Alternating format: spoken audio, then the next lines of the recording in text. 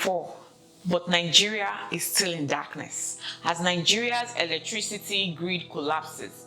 Nigeria is reeling in darkness once again due to its first collapse of the national grid in 2024 and on February 4. This ongoing problem is causing serious worry because it disrupts the country's potential for economic growth, limits opportunity for its people, and leaves households without electricity. On the 4th of February, the country's main power source, the national grid, suddenly dropped from 2,658 megawatts to a mere 59.9 megawatts and zero at 1 p.m.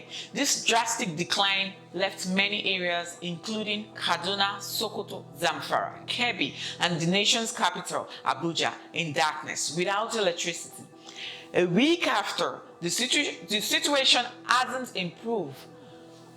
To cope, most businesses and other households are forced to rely on expensive diesel and petrol to run their generators, putting extra strain on an already strained purse, their finance and productivity. Over the past 8 years, Nigerians have spent a whopping of 783 billion on generating their electricity. According to the Manufacturers Association of Nigeria, this alternative power source adds a hefty 40% to the cost of goods made in the country. The World Bank chimed in, stating that Nigeria loses a staggering 29 billion each year due to unreliable electricity. As of 2022, a staggering 92 million out of Nigeria's 200 million citizens don't have access to electricity. Despite repeated promises by successive governments to tackle these challenges, tangible progress has been painfully slow.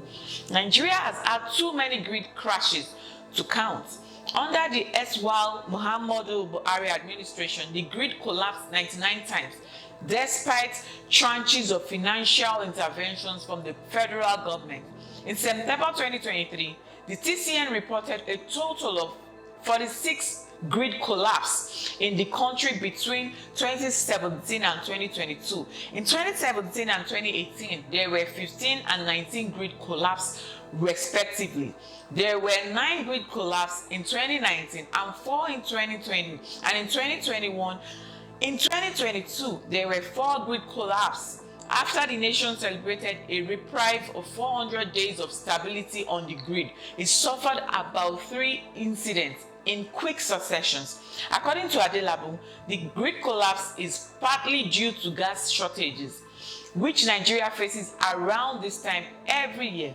However, this explanation doesn't hold up because Nigeria has one of the world's largest natural gas reserves, totaling 206.5 trillion cubic feet.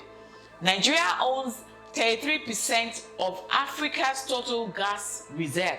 Therefore, this excuse doesn't make sense and needs to be addressed. At the time of the collapse, checks revealed that the grid managed by the Transmission Company of Nigeria, TCN, had 20 power plants completely offline, with only IBOM power operating. So let's do a comparison with other countries. Nigeria grapples with generating 12,000 megawatts and transmits 4,000 megawatts.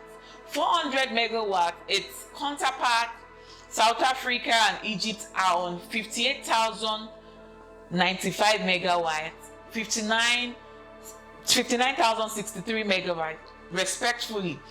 Both have constantly exploited a diversified mix of energy resources, and Nigeria must take a leaf from this book. It is a country with over 200 million people. Nigeria relies on less than 5,000 megawatts to provide electricity for homes and businesses every day. Many industries, small businesses, and companies, amongst others, have collapsed because of the poor supply of electricity in Nigeria. This is despite the privatization of the successful power generation and distribution companies in November 2023. The inability of the privatized power sector to meet the demands of electricity users nationwide is causing pain and anger among power consumers as they express disgust over privatization exercise. Undoubtedly, the sector is dysfunctional, After the doggy privatization of the distribution and generation legs in 2013, the federal government, which still controls the transmission leg solely, committed 2.8 trillion naira to the sector between 2015 and 2022. In November, the Tinubu government said it will shoulder the subsidy on electricity. More than 7 million consumers lack meters, which means they are being billed arbitrarily.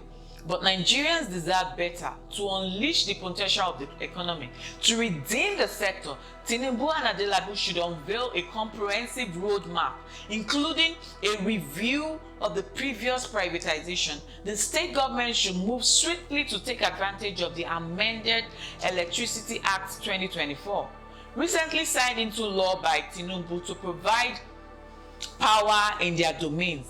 Is SCADA the solution? Many industry experts believe that getting a SCADA system could help lessen how often the power grid crashes or has problems. The former Minister of Power, Abubakar Aliyu, said the government will speed up buying and installing this system to stop grid failures. SCADA is a software that watches and manages an electricity grid by gathering data from the substations. Some women protested outside a powerful company's office in Port Harcourt because they were frustrated with the bad electricity. They said their husbands can't spend time with them at night because it's too hot without power. They held signs saying things like "no lights, no payments," and "help us sleep well." The lack of electricity is making it hard for them to cook and keep their food fresh, and it's also affecting their relationship. Funny, but not funny. To say that the power supply in Nigeria is a parlous state would be just expressing the obvious. Although Nigeria's electricity supply crisis is not a recent development, which is different now is the scale of blackouts nationwide. Before privatization, Nigeria was generating around 4,000 to 45 megawatts of electricity. But even 8 years after, we are still stuck around the same numbers. This is lack of progress. It's causing problems for businesses and the economy because they need stable electricity to strive. Additionally, the amount of electricity generated but not sent out to the national grid has increased from 6,000 to 8,000 megawatts. This means we are making power, but we are having trouble getting it to the companies that distribute it. When asked about possible solution, Oke said the new policy, electricity generation by states, is one of the 20 solutions available. The challenge now is for the states to live up to the task. The federal government is already shifting significant burdens to the states, meaning no one will look up to the federal government to provide electricity. Technically, the government will not be too burdened with electricity, but will the state have enough capacity? The answer is no. Let's pray for the best of our country, and if you like this video, please give it a thumbs up. Share your thoughts in the comment section below, and don't forget to share and subscribe. Until we meet again, thank you.